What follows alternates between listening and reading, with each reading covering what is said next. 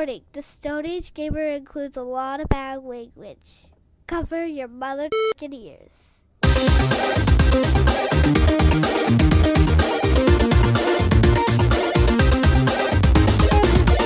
Good evening and welcome to episode 193 of the Stone Age Gamer podcast for the week of March 16th, 2018. I am Kris Randazzo, and joining me tonight is Harbinger of Technical Difficulties, Dan Ryan.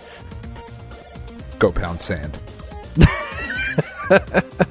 It's Evan's fault. Intrepid editor and podcast ruiner, Evan Goldberg. Evan Goldberg. With Creators Month and the Switch's birthday having passed, Dan and I haven't been able to talk about what we've been playing for about a month, so we're going to go ahead and rectify that today. But before we go any further, here's your weekly reminder that you can email us at mail@geekade.com. Just include the word Stone Age Gamer in the subject line, and you can let us know what you think of our show, what topics you would like us to discuss in the future, or just say hello to Dan, because he always wants to hear from you, the listener. I do. So, as a matter of fact, I do. Dan, so, Kris. It is a matter of fact. How you doing, man? How you been? I'm all right. I bought a book today. I haven't bought a book in a while. Pretty excited about it though. Let me give you the quick rundown here. It is a debut novel by a dude named Jason Rekulak. He is born and raised in New Jersey, which is one of the reasons that I bought it. The other reason that I bought it, it's called The Impossible Fortress.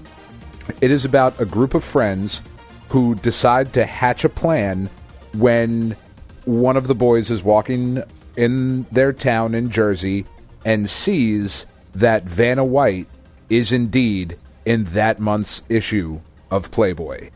Now, they're not old enough to buy the magazine, so they get into this whole fucking scheme to find a way to steal this magazine. Because if you grew up in the 80s and Vanna White was in Playboy, that was like the Holy Grail.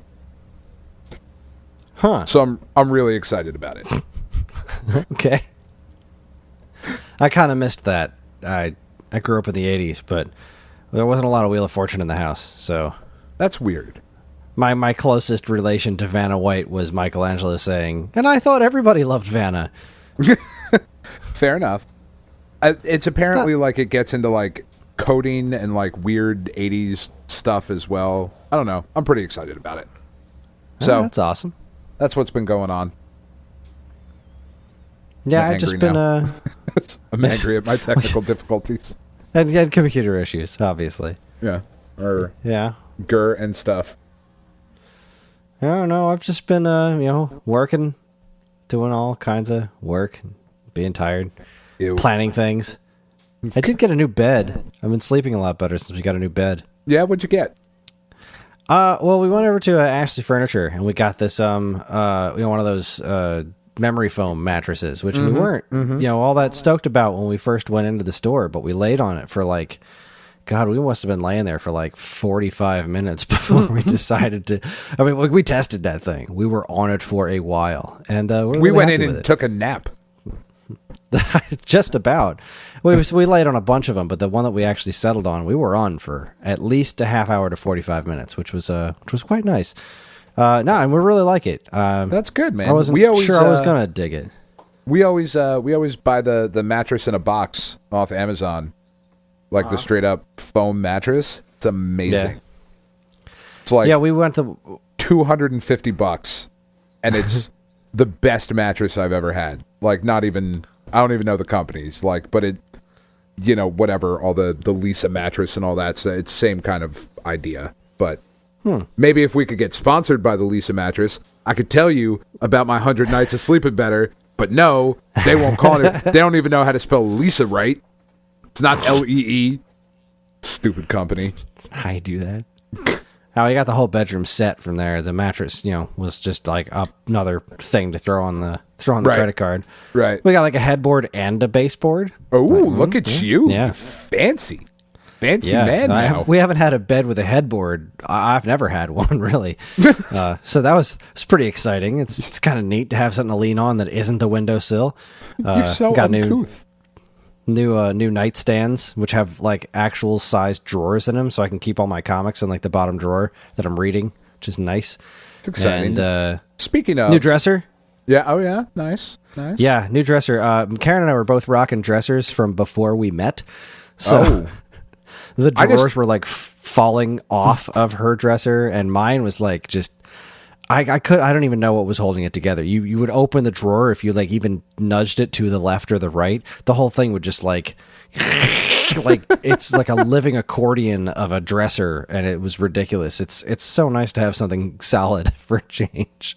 Oh no, I just keep everything in the laundry basket. It's a lot easier.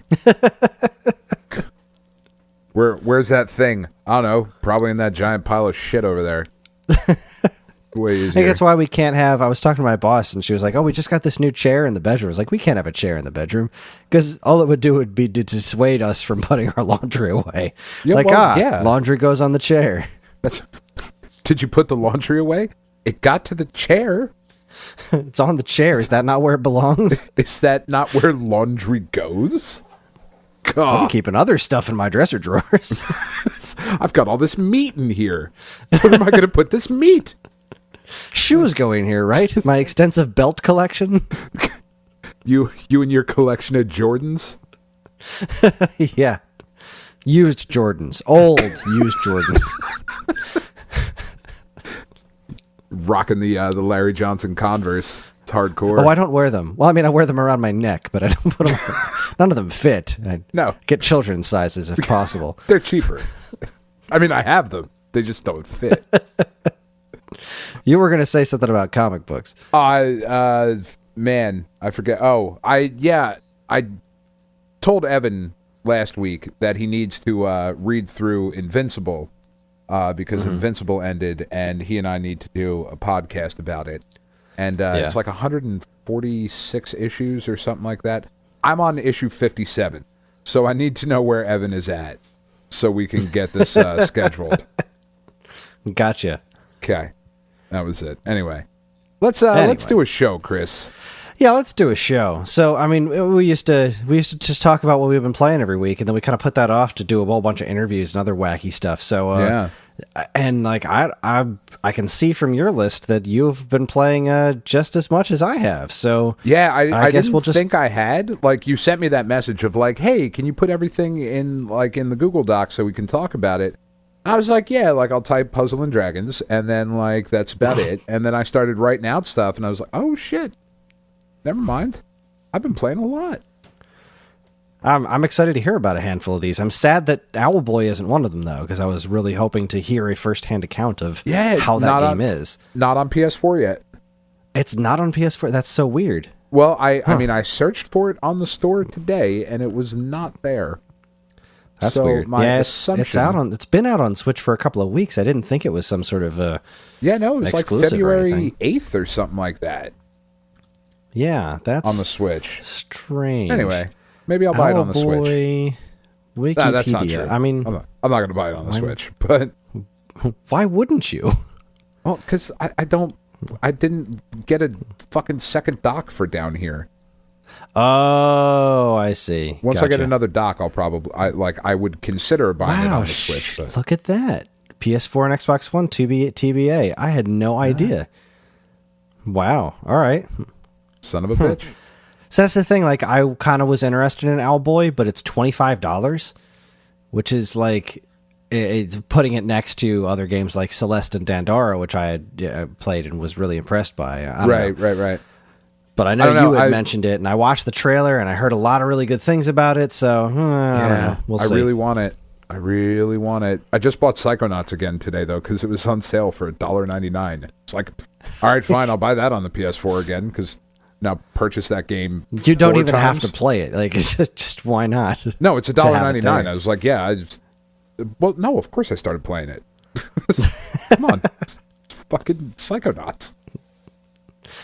All right, let's see. I'll go first. I'll pick. Let's see. Why don't I pick? Well, let me start with something easy. Overcooked. I've talked about Overcooked on the show a little bit before, but Karen and I finally beat it. We beat the main campaign of Overcooked, which was God. I love this game. I really, really loved this game. We got into this groove where we were playing it almost every night, and we got pretty good at it, playing with one another, and we got really good at working with one another. But the levels in that game just get stranger and stranger. I mean, towards the end of the game, you're making burritos in space, and like. No, that makes sense. That is about as that awesome is strange. and as difficult as it sounds.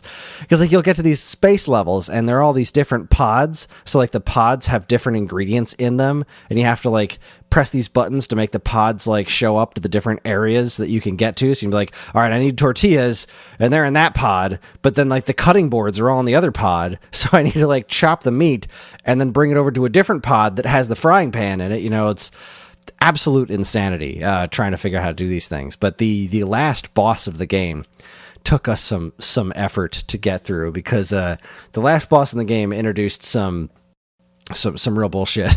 So have you played Overcooked at all, Dan? No, not even a little bit. So you kind of forget about it the longer you play the game, but the story of the game actually takes place in the apocalypse. Naturally. Like, you start up the game, and it's the end of the world. There is the, what's the name of it? It's this giant spaghetti meatball monster, and it's... the flying spaghetti monster? It's not the flying spaghetti monster, because it's mostly meatball with, like, spaghetti legs.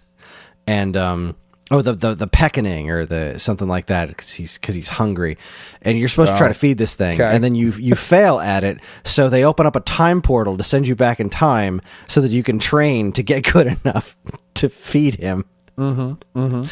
As you do, and so you get to this last level, and they're like, "All right, you've trained for this. You're finally ready, and this dog is going to help you. This dog is flying a helicopter, and he's going to help you." Except, like, he doesn't help you at all, because he's got this little middle thing there, and he keeps spinning it around that has all the shit on it that you need in order to make the food that you need to feed to this giant spaghetti monster. Sure. It's freaking difficult. But we kept playing with the kids around. All of that seems above board. I don't see anything weird about that. It checks out just right. Yeah. When we finally did beat it, we were like, we felt like kings, because we were playing it with the kids around, and like Ellie and John are like crawling all over us, and they loved watching the game, but they also loved like sitting on our faces while we're trying to control the thing. So once we got to play it alone, we just nailed it, and that felt good. So we've moved on to the DLC. We're on the last level of the Lost Morsel, which is the first DLC pack, which is awesome. And Overcooked is fantastic. You should really get that game. You should totally get it. Well, as you'll notice when I start talking about games here, and I think I'm going to start with Bloodborne. I don't have time for the games that I've already started, let alone anything else. So, well, I guess the question is, do you and Tiff play games together? Because that's kind of the thing. There's a lot of games on here that I only play by myself, but if there's a game that I can actually play with Karen, then that's kind of a totally different animal, that we go like, oh, here's something we'll play together, and right, awesome. No, Tiff mostly watches, and like is my guide as we play through the games. Like, fucking go over there, look at the shiny thing that you missed, because you're a boy and you're just like, bah, punch stuff, right? And because that's usually how I go through video games, of like, I'm just going to find something and hit it for a while. But well, actually, I'll start with everybody's gone to the Rapture, or everyone's gone to the Rapture. Okay, so this game, have you seen anything about Everyone's Gone to the Rapture? This sounds really familiar. I feel like I looked it up at some point, but now I can't remember anything about it. I think I might have, it's Everybody's Gone to the Rapture. I keep fucking the name up, because it's a terrible name. But anyway, I think it was something that I had mentioned a while ago, like a long time ago, of like, oh, this looks kind of cool. Yeah, you've mentioned it, and I know somewhere else has mentioned it too.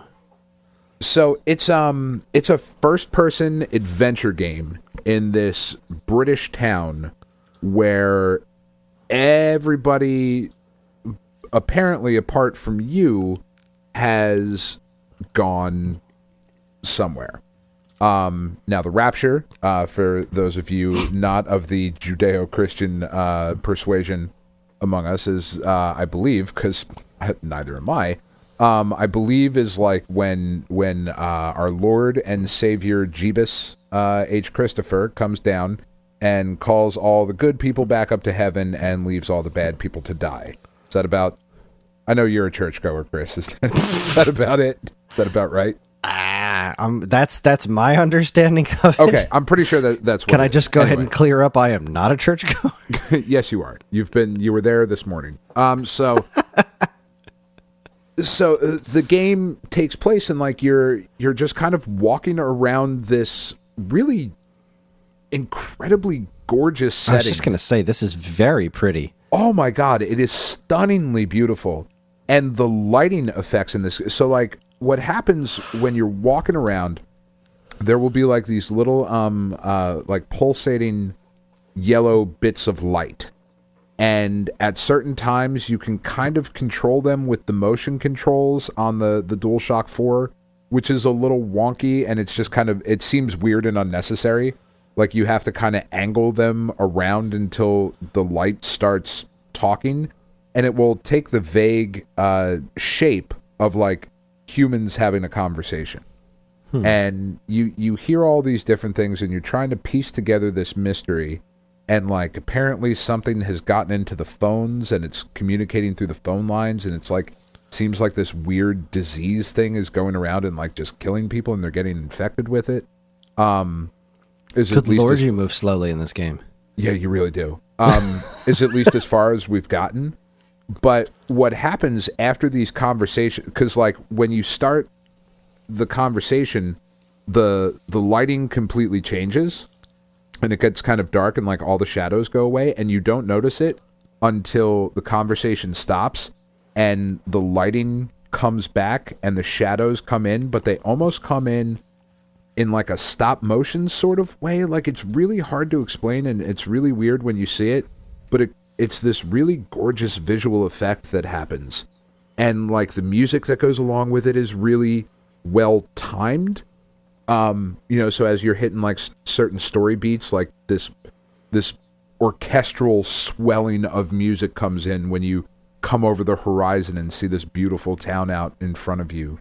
And like it's really weird. Like there's all these little like radios that you can go to, and you turn the radios on and you get like little snippets of a message from a scientist, and then you walk into other parts and it repeats this code over, and it says like 1604051604, like over and over. It's really fucking strange, and I don't know if I love it or if I hate it yet. I haven't figured it out, because like you don't like do anything. Yeah, you just kind of walk and like, I'll go for a walk today. Go walk around this town by myself, right? And it moves relatively slowly, but what we've done so far has been enjoyable. So like this is a game that Tiff and I will play together, and she'll be like, go over, like you missed that house, go check that house, or there's a thing over there, like go check, I saw a little beam of light over there, go check the little beam of light or whatever. Like let's look at the map and try and figure out where we are in this town. It's really strange, but I don't know. It does gorgeous. Look very strange. It is very pretty. It's like literally one of the best looking games that I've ever played. Which I mean is like you have to point out that there are no people in it, so it's there's just nothing structures else going on, which is it's much easier to make structures look realistic than people. So it does have that going for it, but it is it's just eerie because you're just walking around this very realistic looking town and there's no people anywhere. Yeah, it also doesn't seem to show it, like it's from a first person perspective, but it doesn't do anything like show your hands. Like I just watched them open a gate, and the gate just opened on its own, and now he's walking up to this like really nice looking house, and a bee just flew by, and now there's like lights on inside the house. That crazy light effect is like really wacky. It's really cool though. It's like, when very you see it in action, energetic. It's like, yeah, if you just wanted to walk around the game and enjoy the scenery, you'd be like, could you calm down, please? I'm trying to look at the trees. Trying to look at stuff, man. And you're all like, whooshy, whooshy, whooshy, whoosh. Like I said, I don't know if I love it or hate it. Like, I don't think... I think this will be like once we get to the end of the game, we'll be like, oh, There was no fucking payoff to that. That was stupid. Yeah, you know? I'm Or, curious what because if this could go one of two ways, this could be like the end of this game could just be like complete and utter bullshit, or it could be like something really, really interesting and cool. So I have to imagine it's something really cool because it's Santa Monica Studio that put it out, and like they don't make bad games. Sony Santa Monica they have a really stellar track record. I know that this one has certainly gotten mixed reviews, but it's kind of a hard sell, it's clearly not for everybody. I mean, clearly not. This is a different style of game right here. But like I loved the unfinished Swan. Did you ever play that one where you walk around the completely white world and you throw like ink bombs, basically? I've seen videos of it. It's a really wild game. It's beautiful. It's beautiful, and I loved every second of it. So like this type of game is for me. I just have to get more into the story. All right. Well, that's a damn man. They're looking inside of like a school now. All right, now I'm seeing the like little lights that look like people. This is really cool, man. I look forward to you finishing it so I can hear more about it. Well, I mean, another couple of years and maybe that'll get done. We'll still be doing this. Well, no, you're not wrong. You're not wrong. All right. I'm going to talk next about Yooka-Laylee. Okay. All right. Let's see here. Yooka-Laylee. I like a lot about this game.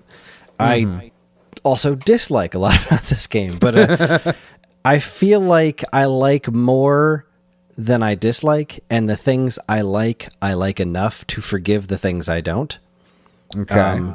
So Yooka-Laylee, I picked it up on Switch because I've been waiting for. I've been wanting to try this game for a while. I was never a Banjo-Kazooie fan, right? And a big part of that was just that era. N64 games are ugly as crap, and it did not grab me. I didn't particularly like the characters. Like I didn't really like where Rare was at this stage in the game. You know what I mean? Like. I know people love a lot of the Rare games from this era, but it's once they hit the N64 era, like, I wanted to love Donkey Kong 64 because I love Donkey Kong, but really Donkey Kong 64 reminded me a lot of these games, which is just this running around collectathon. And I feel like that could theoretically be fun if it worked, felt, and looked better. And Yooka-Laylee looks better, so it's got one of the three. I love the look of this game. I love the character designs. I feel like the character designs in this have just the right kind of... I guess like it's ever so slightly edgier than Banjo. Like Banjo and Kazooie are like... He's just a googly-eyed teddy bear, you know what I mean? Like it's just like... This is so sugary sweet. It's maybe a little bit too far in that direction for me, and I know there's other characters like Gruntilda or whatever, but I don't know, just something about the character designs in Banjo-Kazooie didn't really jive well with me. And the same thing happened in DK64. I mean, God, look at the other Kongs in that game, like Lanky Kong and Tiny Kong or whatever the hell. Like, I did not care for their character designs at a certain point. And, this is the company that brought us Battletoads and Donkey Kong Country and Wizards and Warriors, and they used to be really, really good at this kind of stuff. And then in that whole era, they kind of weren't. But I really liked the character designs for Yuka and Laylee, I think, are great. And like Trouser, I talked about him on the show a while ago, the Trouser Snake, is absolutely hilarious. And, some of the character designs are kind of crap. But I mean, like, it's so self-aware that there are actual eyeballs that bounce around in the game and will latch onto objects. So, like, now it's an object with eyeballs on it, which is, like, kind of the joke of Rare games from that time. Yeah. So that's kind of funny that it's that self-aware. And the writing in the game is just...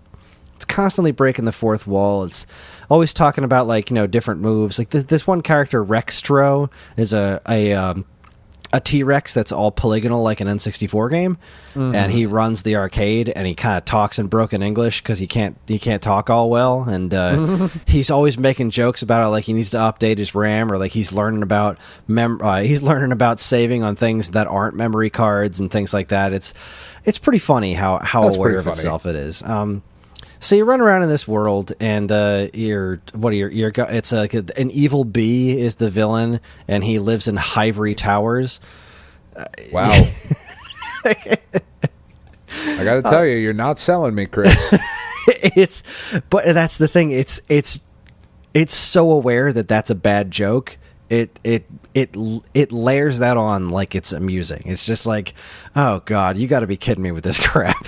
And because it's presented like that, you know what I mean? It's not presented genuinely. It's presented like everything you're about to see is a bad pun. Enjoy it, because like I always forget which one's which. I think Laylee's the bat. Laylee is constantly making fun of how stupid everything is. Like, wow, I can't believe you actually live in this stupid beehive called Ivory Towers or something like that. It's very entertaining the way it plays up all the puns. The writing is very good and very British, so it's got that going for it. It controls like. Here's my biggest issue with it is that when it works, it works. Like when it's fun to play, it's really fun to play. It's got really cool music. Like it's a Grant Kirkhope score with a couple of David Wise tracks thrown in there, which is great. Right, it's right up your alley. Musically, yeah, sonically, it's right up my alley. As far as the actual gameplay goes, especially coming off of Mario Odyssey, it's really, really... It's very loose. Like it doesn't feel very different from playing an N64 game, which, I always kind of figured that a lot of the choppiness of the frame rate was what made the games feel so floaty. And this one, the frame rate's fairly consistent, and it still just doesn't feel very tight. Platforming's extremely difficult. Another part of it is that I feel like the characters' feet, which is kind of a big deal when you made a platformer. A platformer. Yeah, it's kind of a big deal. Like it's depressing to think about, because if this game had, like, let's say this game had the backing of a major publisher, because at the end of the day, this is still an indie title. This was a small team that developed it, and considering that's the fact, I'm pretty impressed with the way it came out. But the thing that I noticed about it is that it feels like your feet are never on the ground. So like you're like running, Yuka, and you can does not have any weight to him or her. Or actually, him. The chameleon is a him. The bat is a her. And but it's like, okay, so if you play Mario Odyssey, for example, or even like go back to Mario 64, you can always tell when Mario's feet are on the ground, and especially in like the newer games, like the shadow it connects to his feet. And in this one, it almost feels like you're floating above the shadow. Like when your feet are on the ground, there's like, it seems like it doesn't really quite connect with where your eyes are being told your feet are. Okay. So when you're trying to do some of the trickier platforming stuff, it gets really, really obnoxious, because like you think you're going to land somewhere and you're just short of that. Right. And it's really quite obnoxious. There are a few challenges that are just like, holy crap, could this be any more frustrating? Like there was this minecart thing when I was telling you about Kartos, the god of ore, which is, come on, that's wonderful. That's excellent. But you do that section, and this wonderful David Wise music starts playing, but the actual jumping and landing is so non-responsive. It's not as sharp as you'd want it to be, so that section became really frustrating really quickly. And probably the biggest thing I've disliked about this is this trivia game that you have to get through in order to advance to like certain other areas in Ivory Towers. Scientist duck, Dr. Quack, get it? He's a quack doctor. Yeah, no, I'm picking up what you're putting down. He does this bit where it's like, it's clever, but it gets really obnoxious after like 3 questions, because you have to answer like 10 questions correctly to get across this little bridge. And the questions are like, how long have you been playing this game? And they give you a multiple choice of like 3 times, and one of them is your actual play time, which if you didn't check before you didn't know this thing was going to show up, then you just got to kind of take a guess. I don't know, man. It's it gets really obnoxious really quickly. Like they were asking me like what all these shopping carts were named, because you met all these shopping cart characters in the swamp. Yeah, no. And like they all had weird names. I'm like, I don't remember what this guy's name is. And if you get 3 of them wrong, you got to start all over again. And it's like, I just want to get to the next world. But, conversely speaking, the worlds are very well laid out. They're really interesting looking. And you do this bit where you collect the things that you collect. There's 2 different things. You can collect these quills and you collect the pages. And the pages are like pages of this book, and all the worlds are in books. So if you get enough pages, you can either unlock a new world or you can expand the one you're already in, which is kind of neat because then you go back and then all these places that were bordered off, now the whole world is just bigger. And it was a neat approach to level design, and I appreciated it. So, all right then. I didn't finish it yet. John and I are slowly picking away at it. He really loves watching me play it because he just thinks it's super cool and colorful and creative. Right. There's a lack of direction in it, which is kind of obnoxious. Like I don't really know when I'm done with a world, so I just kind of feel lost the whole time I'm playing. But I am having fun. So, would you recommend it? Kinda. You know, how about this? Would you recommend it full price or on sale? I would recommend it all on sale. I mean, I'm not sure I'm getting my $40 worth out of it because this was a spicy game, you know, and that's not a small price tag. I mean, I guess, you know, it's not 60, but it's also like, well, sure, but it's an indie game and it's an indie game and it's not as long or not as big as, you know, you're charging $60 for Odyssey. Yeah, and it's definitely not as big as Odyssey, but right. it is plenty big. There is a lot to it, but it's just not as polished as I would want something like this to be. So it's a tough sell. If you were a huge fan of Banjo-Kazooie, then absolutely you have to play this game. Like, you just have to. If you liked Banjo-Kazooie, if you're Dean, you need to play this game. And if you weren't a big fan of Banjo-Kazooie, but you always wanted to try to like Banjo-Kazooie, wait and see if it goes on sale at some point, because it's good, but there's so many better things for you to try than this game. All right. Fair enough. Well, I will jump in next with a game that I feel is somewhat similar to Ukulele, and that is Bloodborne, which I was going to start with first. Very colorful. Very colorful. Very family friendly. Nothing violent. No, Bloodborne. So, okay. If you have been out of the video game world for a little while, then you may have missed the phenomenon that was the Souls games. Demon Souls and Dark Souls. Mm-hmm. And Dark Souls 2. Hugely popular, right? I mean, just came basically out of nowhere. I mean, they came from Entertainment or From Software. And From Software has made some really outstanding games in their past. Most notably, at least my favorite that they always put out was the Armored Core series. Did you ever play any of the Armored Core? It's a mech RPG game. I own like 13 Armored Core games, and I've never played a one of them. I love them. I loved the Armored Core games. They also put out Otogi, the Myth of Demons, that Xbox, original Xbox exclusive one, and Otogi, like I believe that got a sequel. Otogi too, yeah.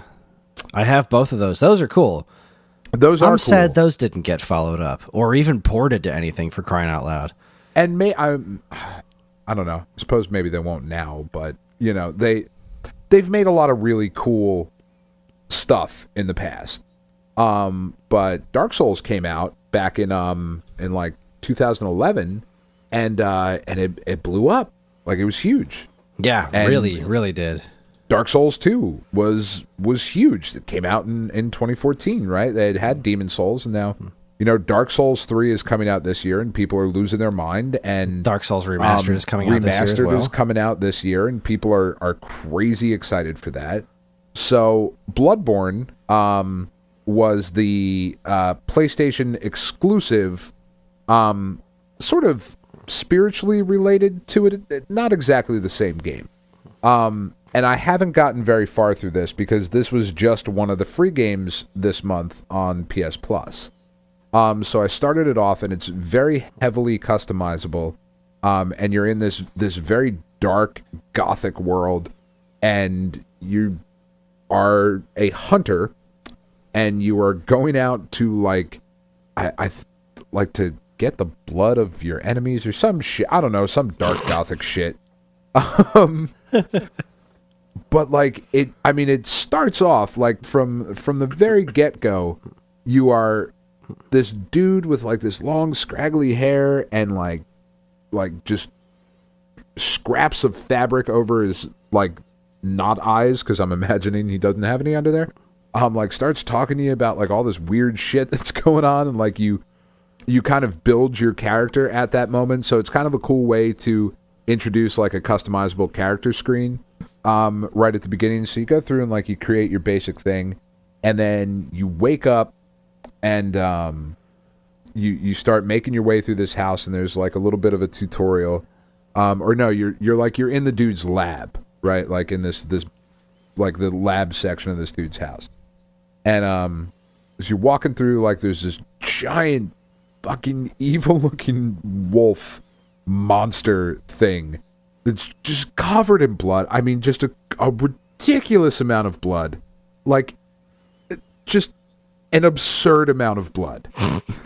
It's just there, and like you go to fight it because you can't get past it otherwise, and it kills you like straight away. It just kills you, and you wake up outside of the house, and like as you're walking to try and get back up to the house, there's a little thing on the ground. Like you talk to the thing, and it lets you pick between a weapon, that like a bladed weapon or like a whip type thing that you can carry in your right hand. Then you talk to another one, and you get a gun for your left hand. And then you go back in the house and like you kill her, and like you just start your mission to like go on this hunt. And it's very cool. I like it a lot. It's very hard. But this is a game that is going to take me forever to get through, because like on top of this, I still, we'll talk about playing Fighter Z and the Shadow of the Colossus remake, and Owlboy will be coming soon, and then God of War and all that other. So like this will just be something that you can kind of like go to and kind of work through it piece by piece, because it is very RPG heavy as well. Like there's a lot of customizable elements to it. I haven't even touched the multiplayer stuff that's on here yet. Like this is a very deep game, but it looks incredible. I mean, it is a stunning looking game. It's all evil looking, like it's all bloody and dark and gothic, but like the character designs are really cool. The monster designs are really cool. The voice acting is top notch. The music is really good. Like I really, really, really like what I've played of it so far. But yeah, like don't play this around kids, like at all. Do not play this around children. Yeah, I was considering. I don't know how seriously I'm considering it, but I don't know. They got that Dark Souls Remastered coming out on Switch, and I've heard people talking about this game for ages, and it does sound somewhat interesting to me. I just don't know if I have time for it with everything else that I have and am going to be getting. Well, I mean, and like I said, I think that's kind of the cool thing about this game is, and I don't know, maybe as I get deeper into it, it will suck me in and I'll have to play through it. But like, because it is so customizable, and you can kind of create your hunter to be the type of hunter you want it to be. Like, do you want him to be, quicker or stronger or whatever? Like, you can play through it multiple different times, and you can kind of go through it at your own pace, which is pretty sweet. Yeah, I feel like it's a slice of gaming that I'm just missing. You know what I mean? Mm-hmm. Like everyone's like, they're making a freaking amiibo of that character that there's that video of him dancing or whatever. The Solaire of the yeah. They're making an amiibo of him, which cracks me up. But I don't understand. Like I don't get it. And apparently this is just something that's a lot of people get, and I'm not one of them. And maybe I should try to get the game and give it a whirl. They are doing a network test with it, so there's going to be like a demo that you can download and mess around with it online before it comes out. So maybe I'll give that a shot, and if it catches me, maybe I'll pick it up and dive in and see what this Dark Souls business is all about, because I've heard lots of good things. It's very good. It is very, very good at what it does. It is very hard. And I kind of dig that. Like, Yeah. I dig that it's like, it's hard. It's always been described as hard but fair. Kind of like Absolutely. the original Ninja Gaiden for Xbox, where like you died and it's like, no, I know why I died. I saw it happen. I wasn't fast enough. Like, Right. It was my fault that I died. It was my fault. Or like, as I've heard in this game, you're just like, well, I found a guy and he was way stronger than me and I decided to fight him anyway. And Yep. I lost. Shouldn't have done that. My fault. Should not have done that. The other really cool thing is that there is a plague mask in here, and I'm a sucker for a good plague mask, which is, a weird thing to be a sucker for, but it's a cool look. Fair enough. All right, I will follow up with something somewhat similar. I have been playing Bayonetta. Which I've never played before. I have never played the Bayonetta series before. I've always wanted to because it's freaking Platinum Games, and this is supposed to be their this is the most platinum game there is. Right. And I've always wanted to play it. I did buy Bayonetta 2 when it came out on Switch. I always wanted to buy it. See, here was the thing. My Xbox 360 was acting funky when Bayonetta came out. So I was going to get it on PS3, but everyone said, do not buy this on PS3. It's garbage. You've got right, it 360. It barely worked on PS3. And then it just kind of fell out of my list of things to get by the time my 360 was up and running again. And then it just kind of kept slipping through the cracks. So, because, other games kept coming out and this, that, and the other thing. So, when Bayonetta 2 came out on Wii U, I tried the demo of it. And I believe I talked about it on the show. The demo blew me away. It was so ridiculous, so over the top, and very colorful. Like, it's gorgeous. It was amazing. And so I bought the game, but they did that whole but we also remastered Bayonetta 1 for the Wii U. And I was like, all right, I got to find it now because I didn't want to download it. I wanted a physical thing of it. Right. And I never found that disc. So I just never got around to playing it because I wanted to play the first one before the second one. So here we are on Switch. You get Bayonetta 1 when you get Bayonetta 2. It's not on a cartridge. It just isn't one. So I was cool with the download. I was like, well, I don't have a choice. So here it goes. So I started playing Bayonetta, and I really like it. There are definitely it's starting to show its age a little bit from being a PlayStation 3 game because Bayonetta 2 is a much better looking game. Like there aren't as many seams that you can kind of see.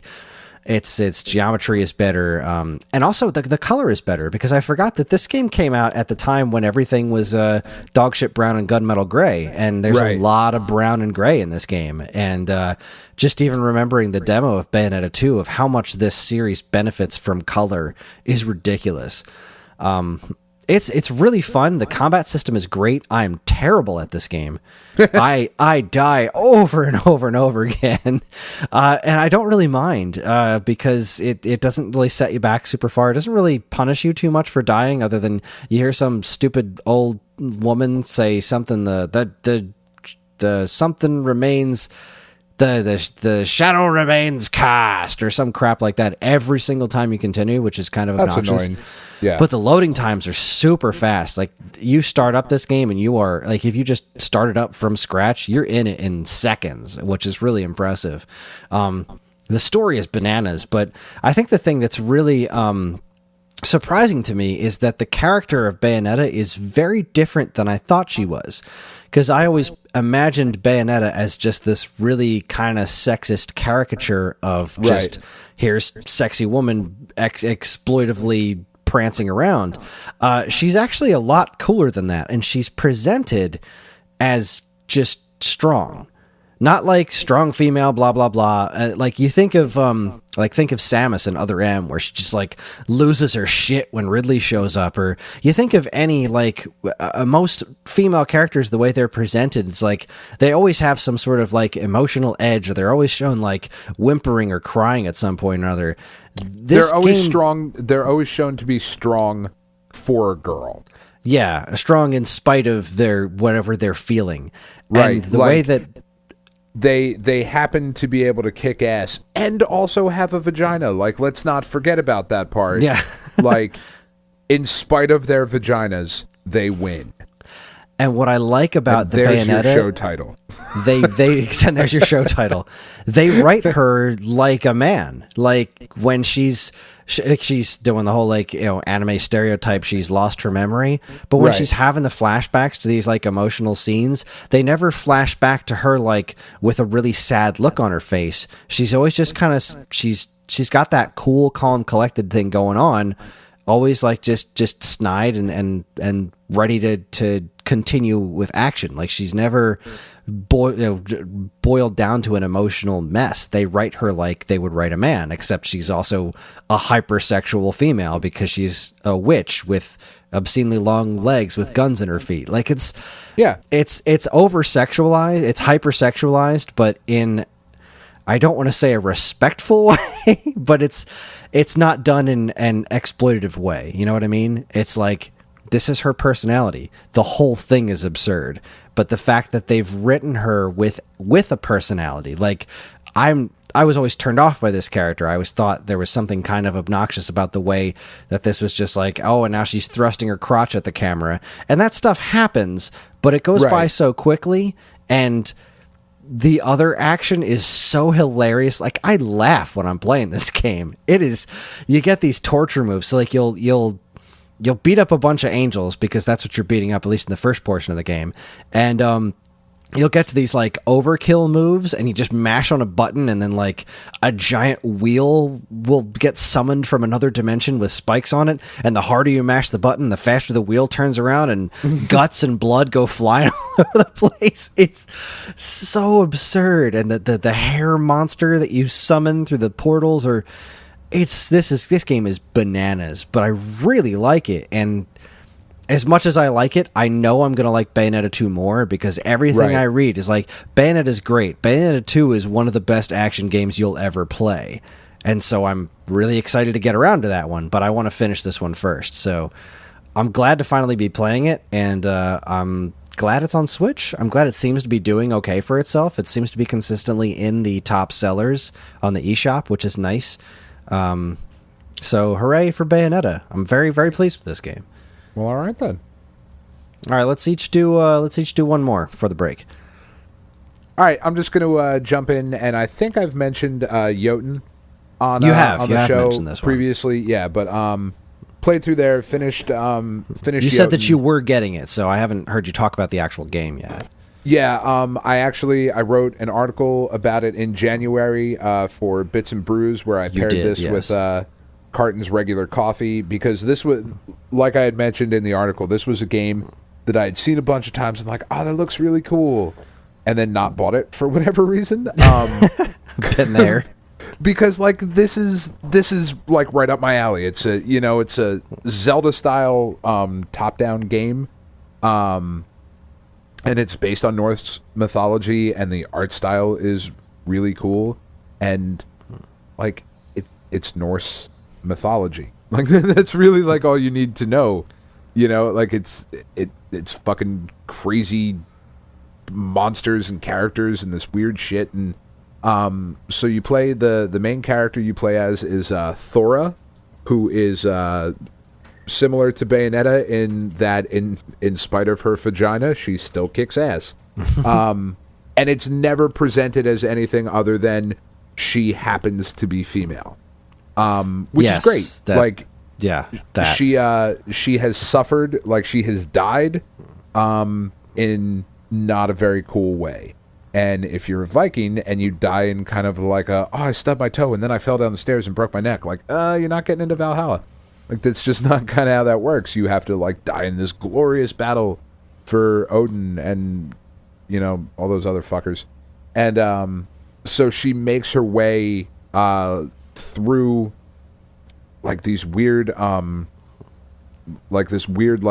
don't remember what the middle purgatory type thing is called in Norse mythology, but that's basically where you are, and you're making your way through these different sections of the games, and you have to go kill these giant Jotun. And Jotun were like these kind of weird giant spirit things in the mythology, and They're these big, like, crazy, evil-looking things, and they have pretty cool, like, the boss fights are pretty cool, and they have interesting patterns, and they do interesting things with the game.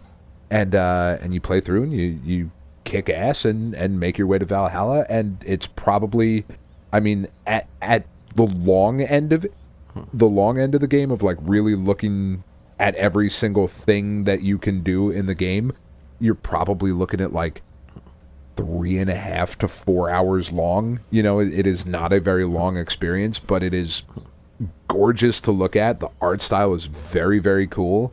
We would have called it cell shaded back in the day, I believe, but we don't really do that anymore. It's just it's got this really cool kind of scratchy, cartoony look to it. But really, the only problem that I have with the game is the combat, while it works, is somewhat limited.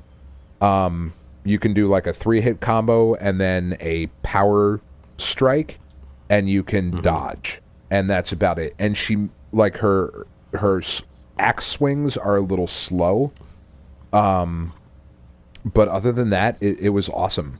And it's a game that goes on sale a ton now, so, like, if you see this for $5, you should absolutely get it for $5. It's really cool. All right. And yay, Vikings. And yay, Vikings. All right. Well, I mean, it sounds cool. I like the name. Yeah, I mean, you know, it's very cool. Go read my article about it for more. Yes, go Jotun. read Bits and Brews. Just read all of them. They're really good. They are really good. I work really hard on. They're really hard to do.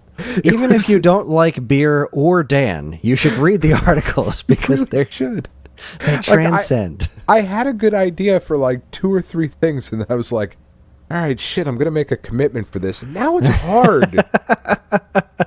It's a dumb thing to try and pair video games and beer and have it make sense. You have succeeded thus far. I'm very impressed. So far. I've got a good one for this month, too. Anyway. I'll look forward to it. All right, let's see. I'll finish off this segment with, oh boy, there's so many to choose from. I guess just to kind of play off of what you were just talking about, I'm going to go ahead and finish off this segment with Celeste. Okay. Celeste is a contender for my game of the year. The Celeste is that good. I gotta say, I look at it, and while I'm interested, I don't see game of the year. And that's because you don't see it when you look at it. Okay. It's something about, like, this game affected me, and it stuck with me well after I finished playing it. Okay. So the thing with Celeste is that it's a very simple premise. You have a jump, a dash, and you can grab onto things for a limited amount of time. And it's really the combination of it being this pixel perfect Super Meat Boy-esque platformer and an incredibly touching story. So you play as this girl, Madeline, who has decided that, I guess, like, you know, her life is not living up to what she wants it to be. So she wants to climb this mountain just to say that she did this thing. And the whole game is about her kind of overcoming anxiety and depression and climbing this mountain while she's kind of mentally going through all of this stuff. And it's very kind of it's presented relatively lightly, and you can see it in the, you know, like the art style and whatnot. It's all very simple, you know, 16-bit style graphics, but they're animated extraordinarily well, and you kind of just, because everything is so kind of colorful and somewhat goofy to begin with, when the game kind of hits you with shit, you don't really expect it, or you don't even really think about it, or at least the way I experienced it, I didn't really think about it until afterwards. There are a few things, and I think the game's ending that somewhat betray it a tiny bit, but the experience getting up there was so affecting. So all right, I'll talk a little bit more about the actual gameplay itself, because there are things that this game does so extraordinarily well that I wish I want more games to do, and it's primarily based in its accessibility.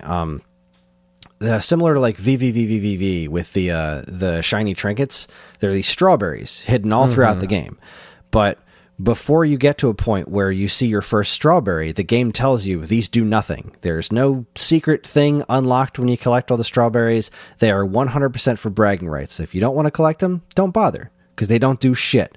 And I love that the game told me that, because they're really hard to get. And that's the thing. What I wound up doing is, like, you know, because I have other games to play and I wanted to really finish this game and feel like I finished it, I would look at the strawberries and I'd try to figure out what the path was to get to it. And once I figured that out, I'd be like, okay, I don't need to execute that. I know how to do it. And that was half the fun. And if I want to go back and execute it at some point, I will, because it is fun to kind of go back and poke around it and figure these things out. But as long as I figured it out, that was good enough for me. Right. And that was great. You have infinite lives, and it encourages you to die. It gives you another one of those notes, like earlier on in the game, this little note shows up and it says, wear your deaths like a badge of honor. Don't be afraid to die, because when you're dying, it means that you're learning. You learn from every death, you're experimenting, and that's what this is about. So it really encourages you to not get frustrated and just keep plugging away, because you're going to get it. You're going to get there. It also has these accessibility options where the game tells you that this is the way the game was meant to be played, the way it's on its standard setting. But if you want, you can use these help options. Like you can slow down the speed of the game, so that when you're trying to do these really complicated mid-air jumps and stuff, you can just slow the entire game down to like 95% speed. So it gives you an extra like half a second to think about where you're going to go next and press the right direction. You know what I mean? Mm-hmm. You can make your character invincible if you want to, so that you won't take damage from things and die that way. There are just these little things that you can turn on. And the game says, this wasn't how we designed this to be played, but if you're not having fun because you're dying too much, turn this shit on and just enjoy the game. And that's very cool. I love that. That's so smart. So the level designs are great, and those accessibility options are wonderful. It controls like a dream. It is pinpoint accuracy. It's less floaty than Super Meat Boy. It's very very precise. It feels very good to play, and it's very fun. That is my biggest complaint with Super Meat Boy. It's so floaty. It's so floaty. Like I love Super Meat Boy, but I need it to be more precise. Yeah, that was my one gripe with it. I adore that game. I love it. I love the everything, almost everything about it, but it is pretty floaty and does feel a tad inaccurate. Celeste is definitely not that game. Celeste is tight. It is flawlessly designed.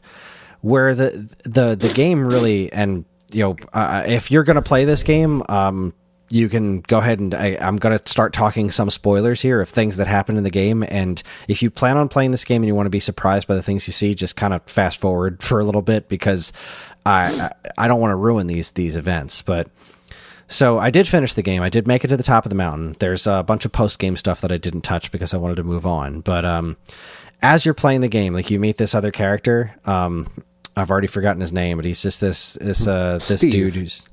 It's something like that too. It's real simple, but he's also climbing the mountain, and you keep crossing paths with him. And Madeline is also she's presented extraordinarily well.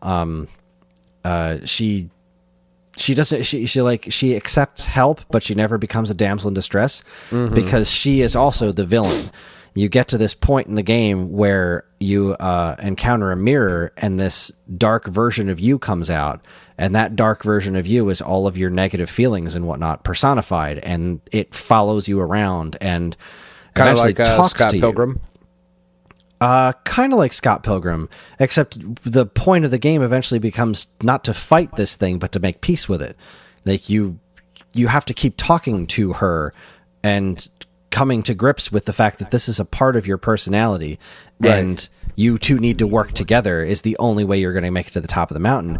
And eventually you do start working together, and that's when it's really quite amazing when you start working together with your dark side, because you can do all these extra things, and it's really neat. That's cool. There's a bit in the game where Madeline has a panic attack, and you play through a panic attack, which was really affecting. That's so cool. There's no voice acting in the game, and so it's all like kind of told through this gibberish. And when Madeline is scared, the gibberish sound that they use it makes me so sad to hear. It's like it's just this little me me me And it just made me feel so sad. But this bit where I played through the panic attack, it's like you just survived this very frightening thing, and you're on this like ski slope sort of thing, and you're on there with that guy that's also climbing the mountain with you, and you see the background of the game starting to turn black and close in on you, like as she's describing the panic attack, and eventually the whole screen kind of goes black, and the dude starts telling you to kind of like imagine breathing, and your breath is keeping a feather floating, and you have to like kind of press the buttons slowly and calmly to make this feather float where it's telling you to do that, and that gets you through the panic attack. It was really affecting. Like when I was done playing it, I was like really kind of shaken by that. Like it was very, very stressful, like seeing this visual interactive panic attack in a game. It was pretty wild. Yeah, that sounds pretty nuts. It's really just an incredible experience. It really, really is. I did not expect to, because I felt the same way that you did when people were talking about this. Is like IGN gave it a 10 out of 10, and I'm like, you got to be kidding me. Like, this game looks super cool, but I cannot imagine this game is like Game of the Year contender. How could this possibly be that good? And then I played through it, and I really understood where they were coming from. Like, it really affected me playing this game. It's absolutely amazing, and the feeling of making it to the top of the mountain is like, I did that. It was really cool, and it's relentlessly hard. It is really brutally difficult. Like, but when you finish doing things, like I posted this video of my favorite part in the game is you get to this hotel, and the hotel manager, as you start reading all these journals that are left in the hotel, like, this used to be a real hotel, and this hotel manager had all these anxiety issues and eventually died, and he's kind of haunting this hotel but running it at the same time. So it's all kind of falling apart, and you're helping him, but then your mean side is like kind of telling you not to, and eventually your mean side starts making fun of him, which makes him completely lose his shit and try to kill you. And so he's chasing after you with, I cannot skip over the soundtrack. The soundtrack in this game is absolutely incredible. It's so amazing. It's available on Bandcamp. Even just listening to it on its own is stunning. But the music in this part where he's chasing after you and you're trying to do these crazy jumps that are super difficult, and this monster guy is like chasing after you, really super awesomely animated, and just, it's really, really cool. This game's amazing. I'm so amazed by this game. Buy Celeste at all costs. It's on all the platforms. Go get it. It's incredible. Like I said, I've looked at it and I'm interested in it, but Game of the Year sounded like really? I mean, granted, It came out in January, but and there's good shit happening this year. So I mean, I don't know if it's actually going to be Game of the Year, but I can tell you that it will for the rest of this year. It is going to be in consideration in my head for Game of the Year, because it's just that good. It's just that affecting. It's a really, really awesome game. We might actually have to do like a legitimate thing this year of like best 2D action, yeah, because there's so much. There really is. I mean, it's so freaky, because I'm looking at the games that I've been playing over the last like month or so, and it's like, geez, last year was incredible, and this year is not shaping up too bad. Like, especially, I mean, like we were just doing the whole Switch thing last week, and then this Nintendo Direct dropped, and I'm like, more excited about a handful of other things. There's even more games that I'm going to be playing, and that's only the shit for the first half of the year. Yeah, and that's just on Switch. You still have all the PlayStation. You still have God of War coming this year. I know. To be fair, though, I mean, in that Nintendo Direct, there really wasn't that much that was that exciting. Well, I mean, there wasn't. I'm just kidding. There wasn't. There was a Smash Brothers announcement. There was a Smash Brothers announcement. I nearly pooped my pants. But like the other stuff, and Katie, she was well, yeah, she saw the Splatoon characters. Inklings are gonna be in Smash. Like she started running around the house. It was that nuts. Freaking reveal, man. When she turns around and the Smash balls and the reflect in the eye, like, you gotta be kidding me. That was too good. Very cool. And there was a bunch of other stuff in there. I mean, come on, Mario Tennis looks surprisingly good, and it's coming on my birthday. So yeah, we're gonna have to hit on that next week, I think. Yeah, we'll talk something more about that later. But we're gonna take ourselves a quick break. Yeah, we'll come back. We'll do a little bit more. I don't think there's anything else here we need to go into like big long diatribes on. So we'll try to rapid fire the rest of this for the second half. You're listening to the Stone Age Gamer podcast from geekade.com. Stick around.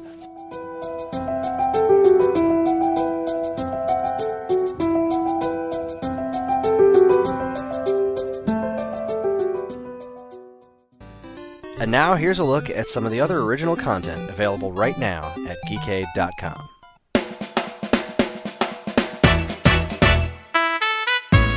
First up, Geekade's Ring the Bell is back with an all-new episode that's chock full of professional wrestling comedy. This time they tackle the results of the WWE's Elimination Chamber, including a look at the first ever Women's Chamber. They also discuss the Big E's UFC woes, and then it's time for some tough talk about a Kairi Sane house show. Head on over to the Geekade YouTube channel and check out Ring the Bell, episode 310, Elimination Chamber 2018. I only understand half of whatever happened in that show, but I know it's funny. It's very funny. Next, your favorite big, pink, all-consuming Nintendo hero is back this week with a brand new game for the Nintendo Switch. So it's the perfect time to celebrate with some of the best music in the Kirby series. This month, Matt and I went back to the glory days of the NES to check out the soundtrack to my all-time favorite Kirby game, Kirby's Adventure for NES. Why not prepare for the release of Kirby Star Allies by going back to where it all began? Tune in to, well, it didn't all begin here. It began in Kirby's Dreamland, but... you know. Tune in to the Waveback Podcast, episode 52, Kirby's Adventure. Finally, with International Women's Day having just passed, what better way to celebrate than with an in-depth look at a female superhero who was recently rebranded from an overtly sexualized stereotype to an empowered, confident fighter. Jonathan Fugger examines the troubled past and potentially bright future for the most powerful member of the Inferior Five. Don't miss Welcome to the D-List, Tough Bunny. This is a character I've never heard of before I edited it and posted it today. But that was interesting. It's also, I have to say, it is Jonathan's last D-List for a while.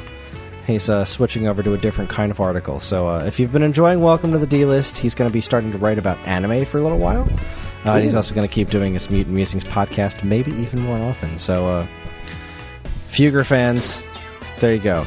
Plenty more on the way. Fugue heads. Fugue heads. As we call them. Fuggernauts. Fuggernauts. Oh, the Fuggernauts. That's good. The Fuggernauts. Way better name. Jonathan, change how you pronounce your name. Do it now. You can catch all this great stuff plus tons of other articles, videos, podcasts, and more right now at geekade.com. Like, I'll change mine to, like, Rion or something like that. I'm Dan Rion. Don Rion? Don Rion. It's my sexy, most interesting man in the world persona.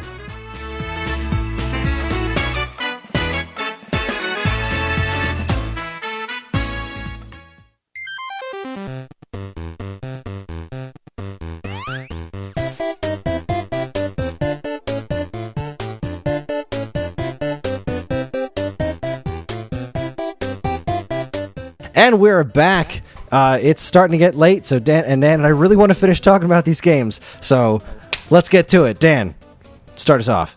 Horizon. It's a really good game. We talked about it a ton. I'm still making my way through it. The DLC that was released is I don't think any of us had played it when we talked on the awards show. But the DLC is more Horizon, and it looks gorgeous and continues to play gorgeous and is just one of the most interesting and rewarding experiences that you can possibly have on a PlayStation. And this is going to be one of those games that when all is said and done, it will be like the game that fucking changed people. You know what I mean? Kind of how God of War was. Yeah, this is the game that's going to define the PlayStation 4, I think. Yeah, pretty much. Pretty much. It is simply stunning, and I am so excited to see where this world goes and what they do with it. And I love the fact that there has been nothing announced about anything coming in the future.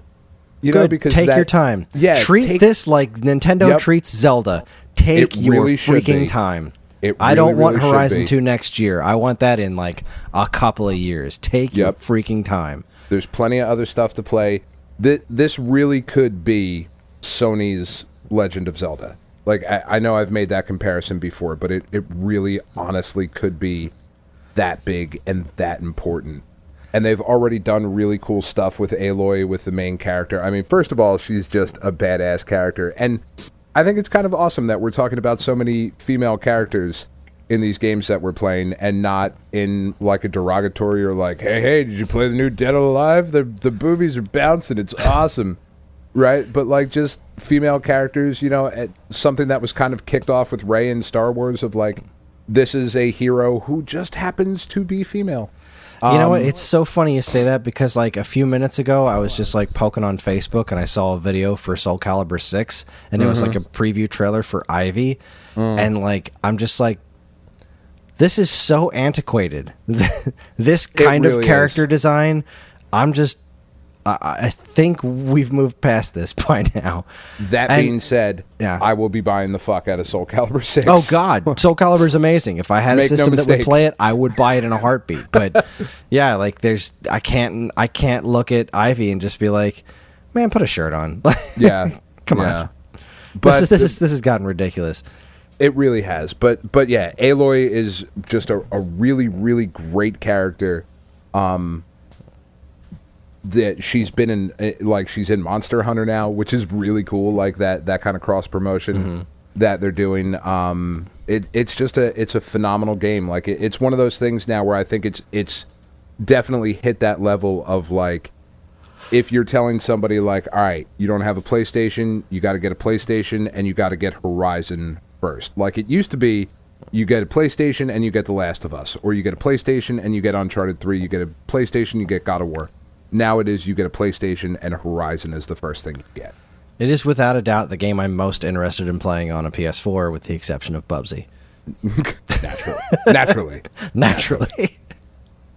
Yeah, man, I really want to play this someday, and I'm certain that I will. I'm not feeling the hurt so much, since the Switch has been giving me so many games that I want to play, which is great.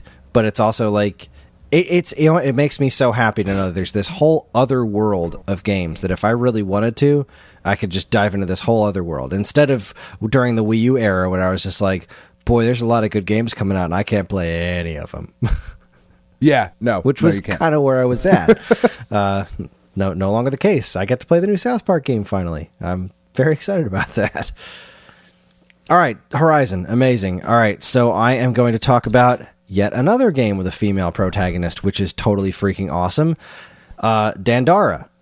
This game has not been... I feel like this game has not been getting the credit that it deserves, because this game is also pretty incredible. It's not as affecting as Celeste, but it is at least mechanically up there with it. When you finish Celeste, you play Dandara next. Like, you have to play this game. So the cool thing about Dandara is... if I'm thinking back to the trailer for it, which actually is what sold me on it, was the trailer was talking about how gravity has no effect on her, and that's not necessarily true. It's almost like a more specifically directed version of like VVVVVV, where like you don't. Except you can't walk. You cannot walk in this game. Every single movement you make is via jump. And there are all these just line of sight jumps from point A to point B. So Dandara can only jump and land on salt. So there's just like, salt all over the game. Like there's just white spots all over the ground. And those are the places that you can and can't jump to. And I've never played anything that controls quite like this before. It's really, really wild the way you navigate this game. But it's a Metroidvania, and it's an extraordinarily clever one too. It's based on some real mythology. It's some sort of Brazilian. I know it was South American. Yeah, it's based on like real Brazilian mythology. It obviously takes lots of liberties, but it's cool because just because I guess I don't want to sound like I'm saying it's cool only because of this, but it is neat to have this kind of representation because she's not just a female protagonist, she's a brown female protagonist, right? And she's animated so well. She's got this cool scarf on, and it's tough as nails. It is not as liberal with the save points as Celeste is, which is one of the things that kind of hurt this game with me, is that you'd get to a hard spot in the game and the save points are very few and far between. And so getting to a camp is really kind of a sacred thing. You find a camp, you're just like, oh, thank God, now I can restart from here next time I die. But it does do this cool thing similar to Shovel Knight, or from what I've come to understand, Dark Souls, where when you die, a ghost of yourself stays where you died. And if you run into that ghost, you get all the stuff you lost back. Right. Rogue Legacy was like that as well. Okay. Yeah. So that's a really neat thing. Yeah. But of course, you're not losing all of your progress. You are, you can reclaim some of it. You can. I mean, you can reclaim all of it as long as you don't die again before you do. Right.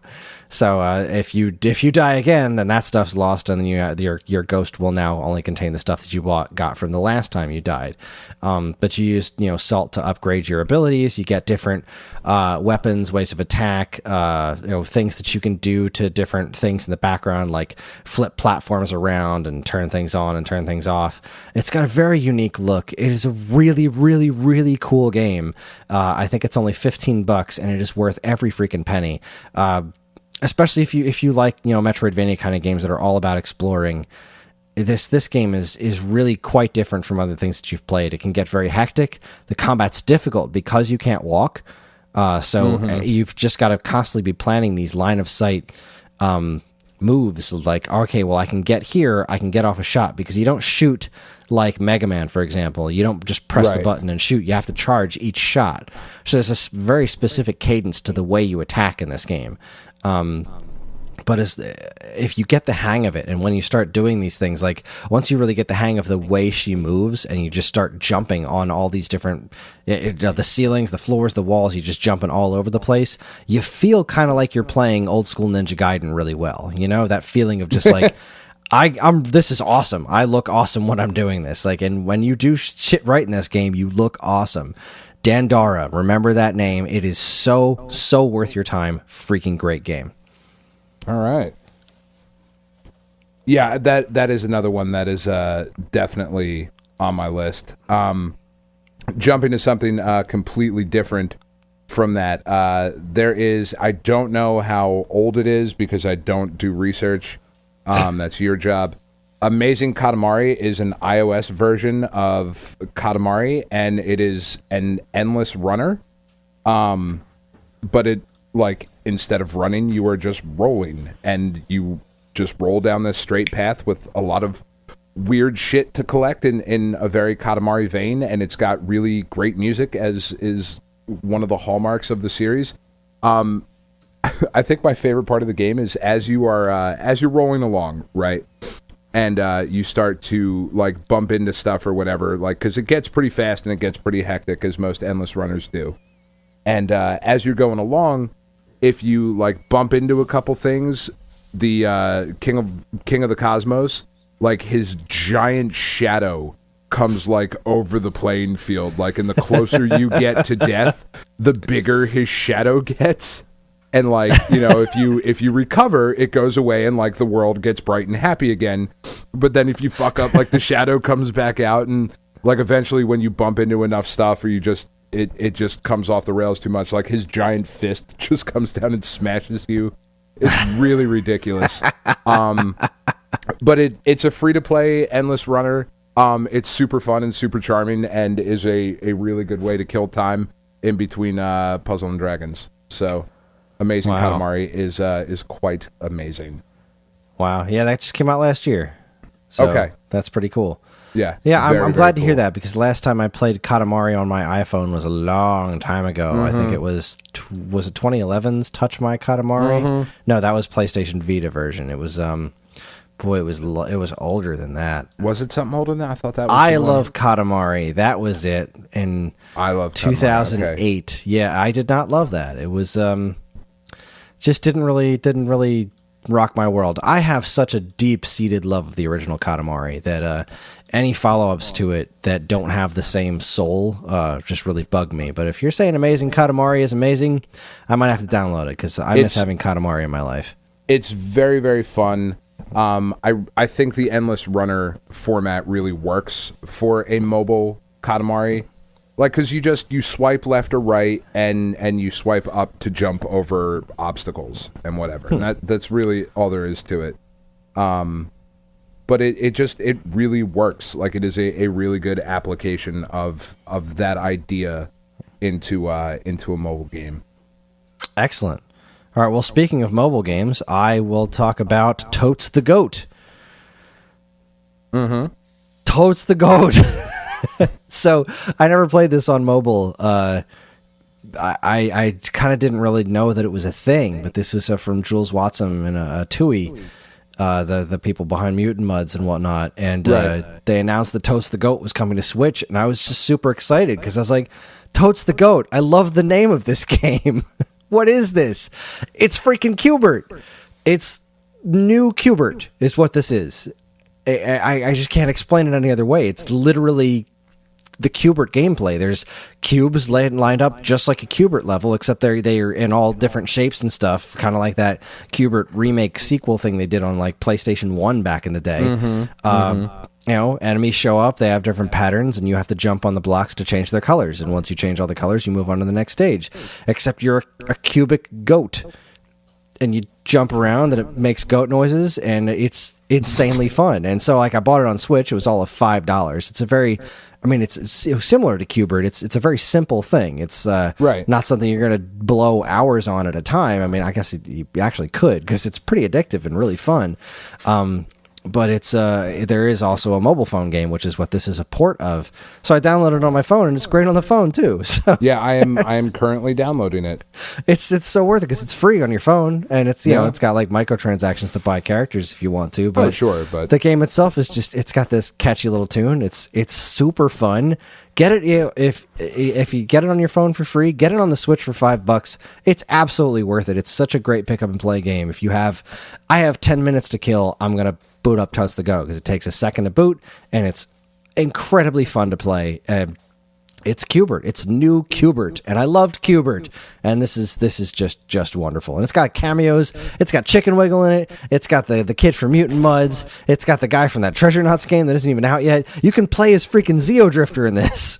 Nice. And what's awesome about that is it reskins the whole game to look like Zeo Drifter. Like when you pick one of those characters from other Atui games, it reskins the rest of the game to theme it after the game that character's from, which is just this great little touch that it didn't need to do, and I'm glad it does. So, Totes the Goat, buy it. High recommendation from me. I'm into it. I love it. All right, another free game that I got this month from PS Plus was Mighty Number 9. And it is not as bad as the rest of you have said. It's not great. Oh, but well, it's yeah. not as bad as everybody You have to has take made into it out to consideration I was playing the Wii U version. Okay. Which is especially broken. Sure. This is, we have discussed Mighty Number 9 quite a bit on this show, so we won't get all that into it. I think it's fine. I'm not super like motivated to get any further than I have. I've beaten a couple of the other numbers. It's okay. It's weird playing through it because I don't. I think if I had bought this for full price when it came out, I would have been really, really pissed. But like for $10 or $15 like it normally is, I don't think it's not worth that. See, I kind of do just because like Mighty Gunvolt Burst exists. They've made better Mighty games since this one. Mm-hmm. See, yeah, really the biggest gripe I have with this game is that it's got this, like, the actual premise behind what you do in that game, like the whole, like, shooting bad guys and ramming into them and whatnot, like, that's a good idea. there was a good idea there. It's Yeah, just the execution was kind of crappy. The art direction is stale and bland. And it is a wasn't, little bland. You know what I mean? Like when they showed off the original the original theoretical, the concept art for it, you're like, wow, this could be really cool. But it turned out to just be kind of like, yeah, this is okay. And that's not good enough. Not for the game that's supposed to be the spiritual successor to Mega Man, that was giving us delivering us from the dry spell of no new Mega Man games. And the game made me sad. And I mean, like the Wii U version just has unbearable loading times every single time you die, which it's very easy to die in that game. It is. And so every time you die, I kid you not, up to 30 plus seconds of loading time every time you die. That's way too much. That's a lot. Yeah, that's way too much. I think there's a lot to really like in this game, and unfortunately I don't think we're ever going to get more of it. But like who's the it's like Nightshade or Hunter Shade or something Shade. The one boss who has like the long range gun like his level was really cool, like where you're running back and forth like left and right and going back into previously visited rooms trying to find him in that like that big house level. Does that I didn't ring play a bell? that. No, I didn't play that one. Counter Shade. Okay. Very cool, because like he starts off and like he fires like 3 bullets at once, and like they ricochet all over these different things that are in, like, you're kind of running like, it looks almost like a mansion kind of thing, and like they ricochet off of different things in the level, and then like you'll spot him for a second and then he'll disappear, and then he'll pop up like in a completely different part of the level, so you have to like, this time you'll be running back to the left and you're going back through rooms that you've already gone through, and like you're kind of tracking him through this house. It's like it's a very cool idea and a cool twist on the typical Mega Man style of gameplay. There was just, I mean, it's like I said, it's not great, but I don't know. I barely consider it good. It's not the worst thing I've ever played. It's just one of the most disappointing things I've ever played. Yeah. I mean, I think maybe enough time has passed now, like where I could just look at this as its own thing and be like, all right, I kind of get what you were going for here. It's not perfect, but... And I'm glad that somebody is doing something with this character in this world, you know? Like, Mighty Gunvolt Burst is pretty good. Like, it's not going to, like, change the world, but it's pretty good. And the Mighty Gunvolt, the first one that they released, was super tiny, but it was really good too. So...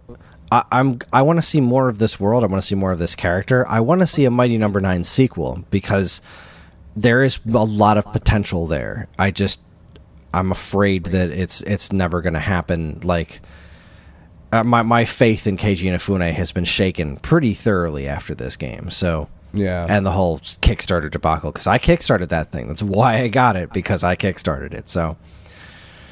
All right, we got to move on. We got to keep this rolling here.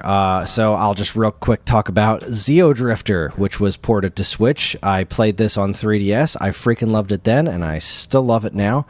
It's a great little Metroidvania title with a lot of really clever ideas. It's very short. It's only $10. It's a very, very good pick up and play. You're a little space dude. You get super cool weapons that you can like upgrade as you go along, like bit by bit. You get these little things that are like, here's a weapon point, and you can add it to these different attributes that you can give to your gun.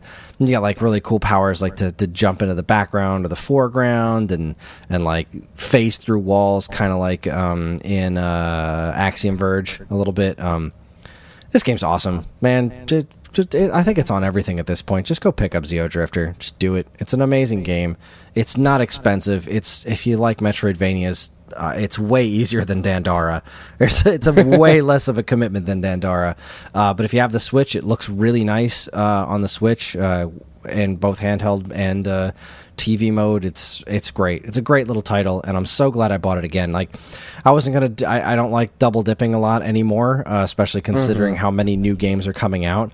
But like, I enjoyed Xeodrifter so much, and it was so small. It was similar to VVV, where I'm like, Yeah, I'll play that every couple of years or so. Like, I'll just pick it up every year or two to just be like, I'm gonna blow through this again because this is super fun, relatively easy. It's just good, and that's Zeo Drifter for me. Good game. Go buy it.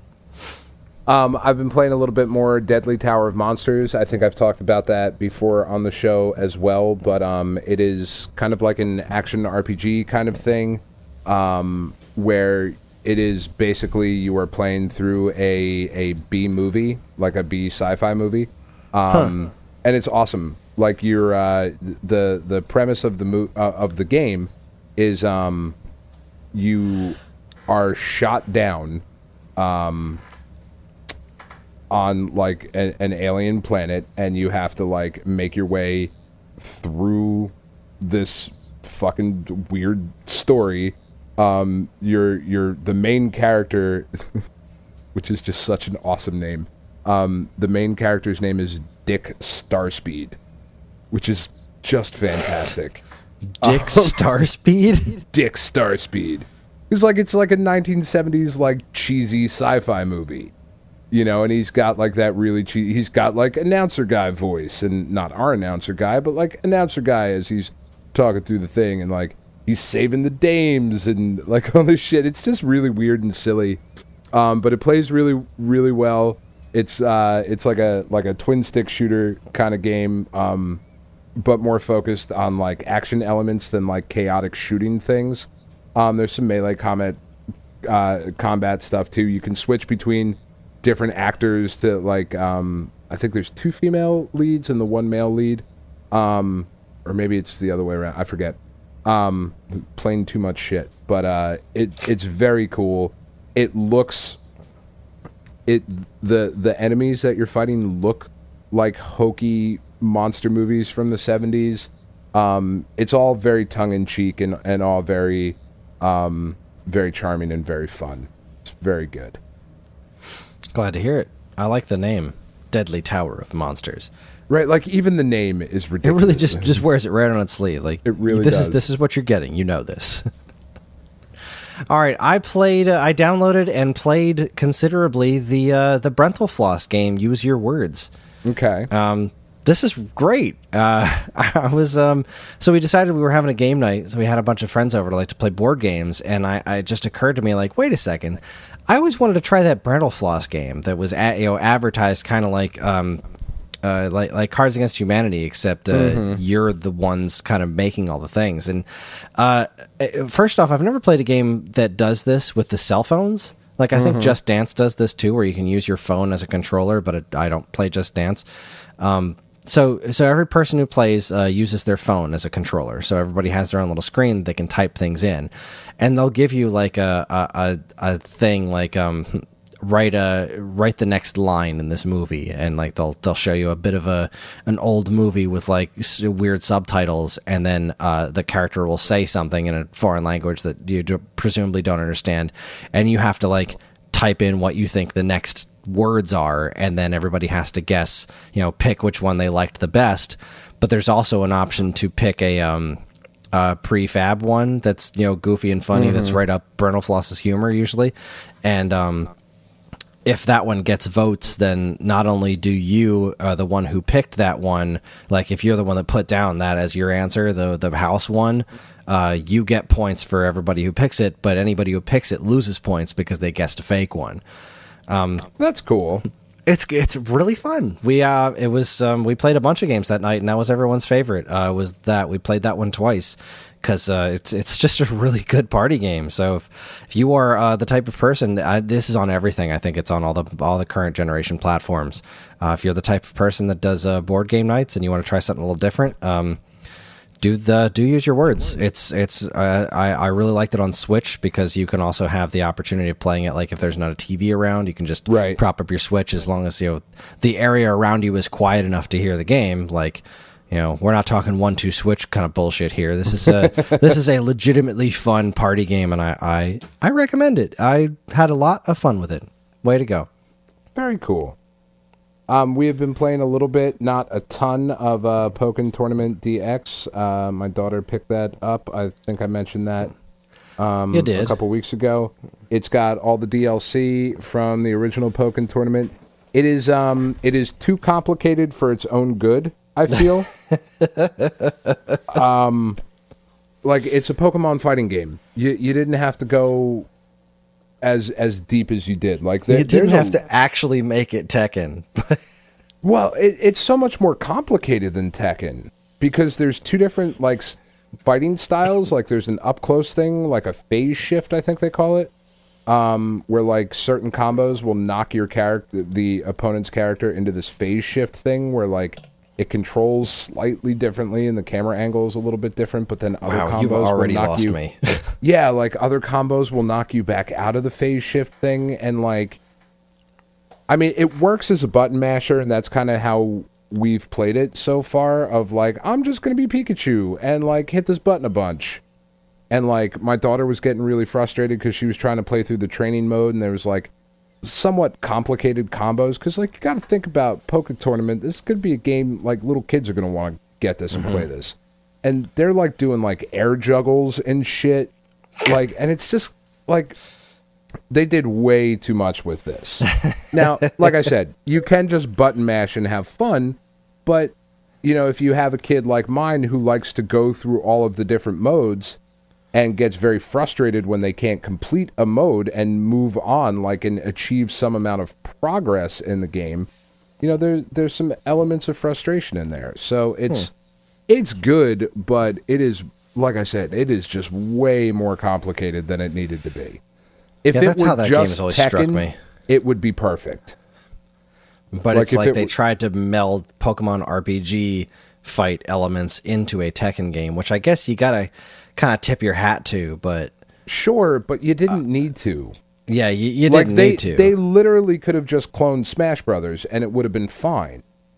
You know, they could have pick a fighting game and cloned that style and you would have been just fine.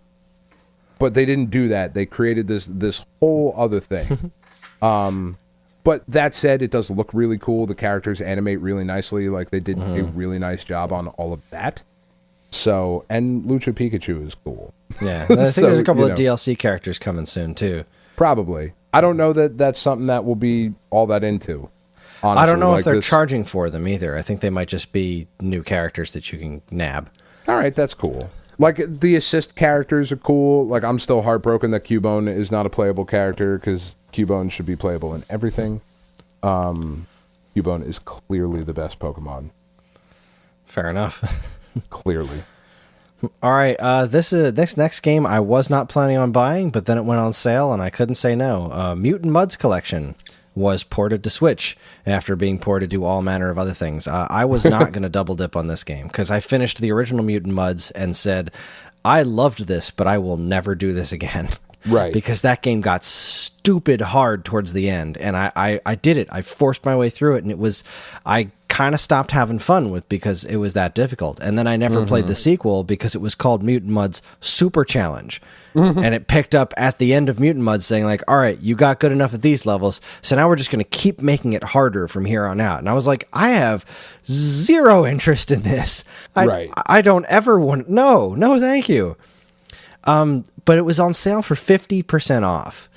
And like that was a really good price, even just to play through the first handful of levels of Mutant Mudds. But then it occurred to me that it's not just Mutant Mudds and Mutant Mudds Super Challenge, it's also a puzzle game called Mud Blocks. And I love puzzle games. So for $7.50, that was worth the price of admission right there, because it's a really cool puzzle game where you're throwing these colored blocks down at the stage. So it's almost like a reverse Wario's Woods to an extent, but it's also got that bomb element to it where they'll give you these bomb things that you throw down, and those bombs will detonate all like colors that are lined up next to each other.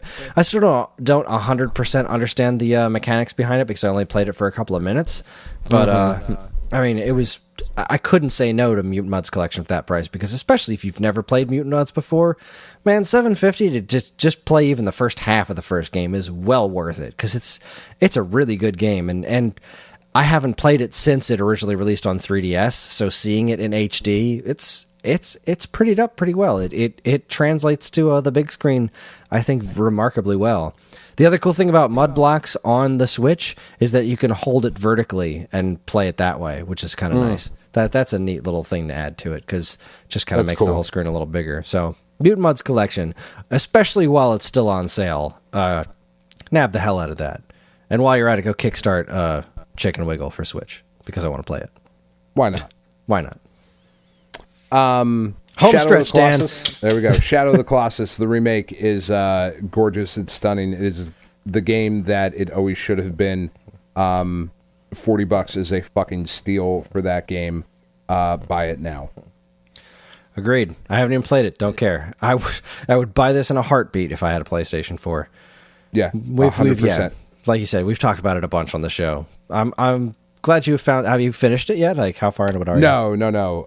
It's another one of those things. Like I kind of like similar to Bloodborne. I feel where I can just like I'm gonna jump in and kill one or two of these things and then come back to it, in a couple days. Got it. Because I got fucking Jessica Jones to watch. Yes, you do.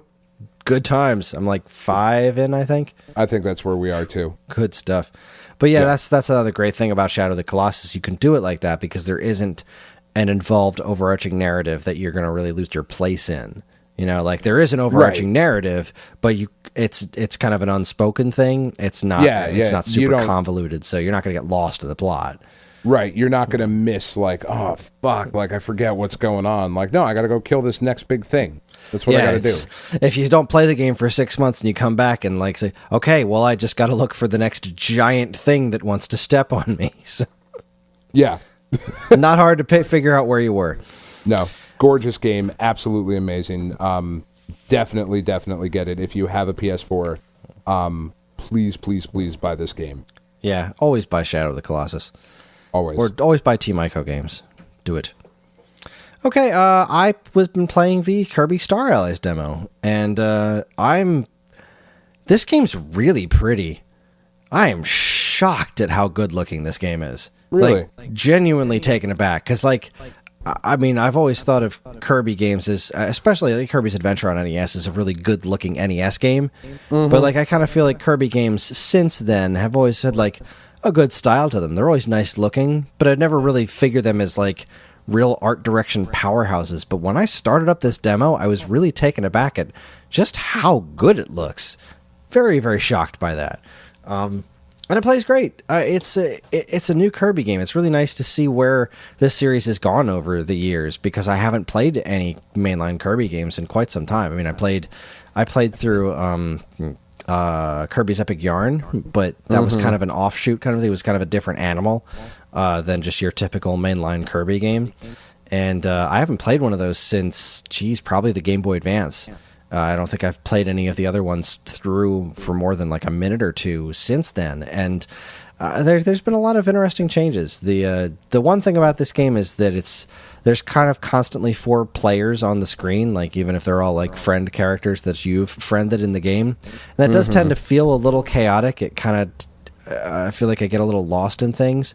But the puzzles are just as clever as what I used to love about old Kirby games, like the figuring out how to get through all the secrets and find the secret exits and all that kind of stuff is really clever. Like you'll be playing through the game and you'll walk past some blocks and say, I need a different power in order to get through those blocks, and I'm going to remember that that's there, and then try to figure out how to get back to that spot with this power that I haven't seen yet. Like those kinds of environmental puzzles that the Kirby series has always done really well since Kirby's Adventure. And no, I'm digging on it. I'm going to buy the game when it comes out. I think this Friday is when it comes out. I'm picking it up. I'm super happy about it. I haven't picked up a Kirby game in years, and boy, this game's pretty. Like, really, just why? It doesn't need to be this good looking. It's almost like excessively good looking, especially like you're looking at these gorgeous backgrounds, and then you look at Kirby and you're like, well, yep, he's a pink circle. He's a circle. He's still cute. Not much more to say about that.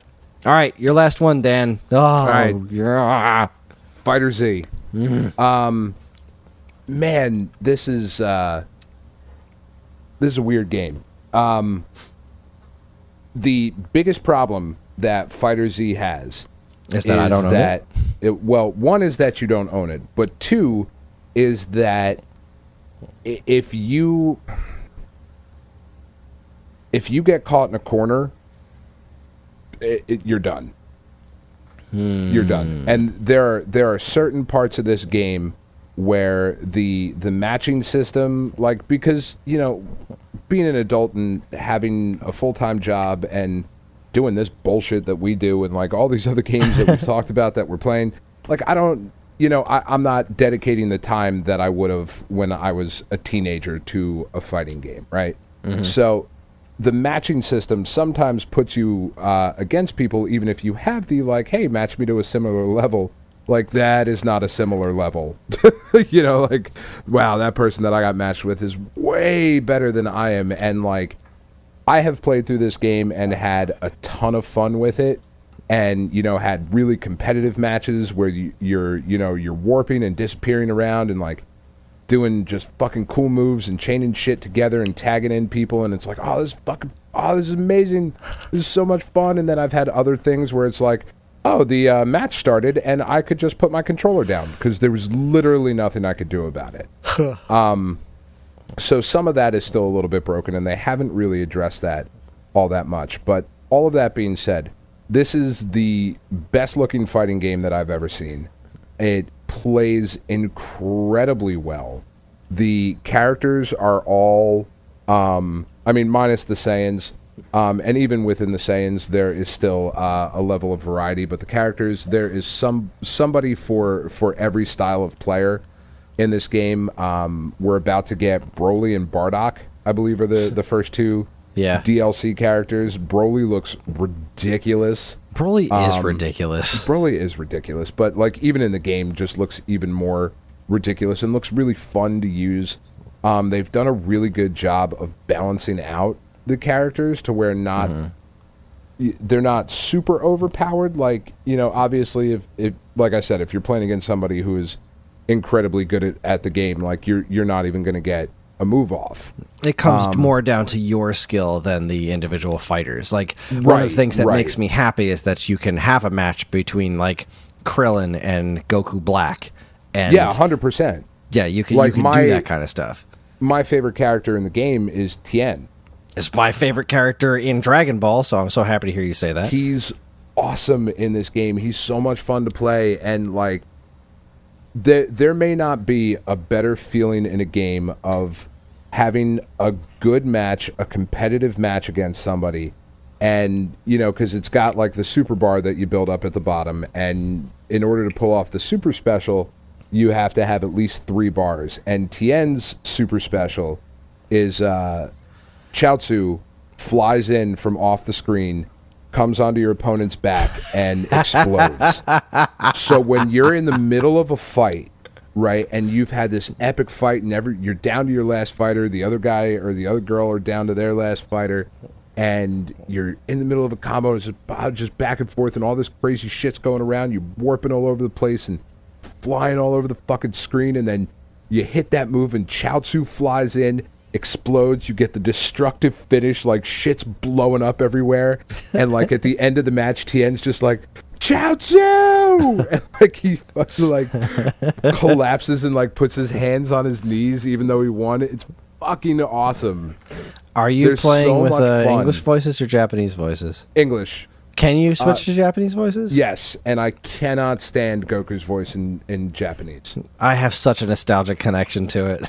Sure, I get that. It's horrible. I have a hard time watching the show in English now. I'm actually doing a Dragon Ball rewatch, and I made it through all of Dragon Ball, and since I'm only listening to it, I'm not watching it, I can't do the Japanese voices, and now I'm on Dragon Ball Z, and I'm kind of struggling with it, because when I first watched Dragon Ball Z, it was on like, you know, the WB11, right, and it was the Ocean dub, you know, like, and that was my first exposure to Dragon Ball Z, and then of course I started getting the import stuff from like Chinatown, and I've grown really accustomed to Goku's voice, and I've watched all of Super in Japanese. I haven't seen any of Super in English, and so now I'm like, when these things are going on and I'm not hearing, you know, the the demented parrot that is Goku's voice. It just kind of bugs me. I can't do it. I would totally play that on Japanese voices all the time.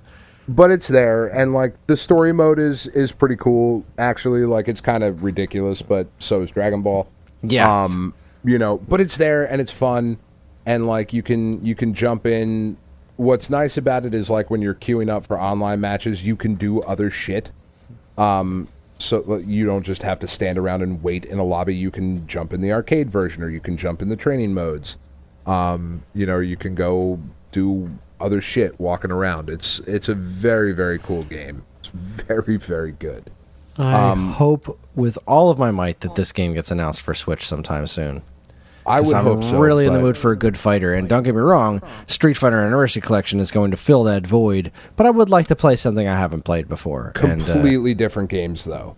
Exactly. I mean, they could not be any more different. Apart from the controls being similar of like fireball motions and whatnot. This is more Marvel vs. Capcom than Street Fighter. Not even that. This is Fighter Z. Like nothing plays like this. This is Dragon Ball. Like those are the fights you're having. Like you're knocking people up into the air and like flying up after them, and like there are no throws in the game. Like when you hit the throw button. Instead of doing like a and you do a little hip toss, they do the in Dragon Ball, like Goku would go up and do like the rapid fire punches and shit, and like end with a big shot knocking somebody like flying. That's what the throws are in this game. So they don't do a ton of damage, but they look really cool and they set up other combos. I've never played or seen anything move this well. It's awesome. They just need to fix a little bit of the online stuff because it's still a little broken. Well, I sincerely hope they do, and that they port it to Switch so that I can play it. All right. Maybe. There, someday. Last one. Last game, Bridge Constructor Portal. This game is delightful. I think Dan and I talked about this after the show last week. We didn't actually talk about this on the show. So, Bridge Constructor Portal is this weird mashup of a Bridge Constructor game and the Portal franchise.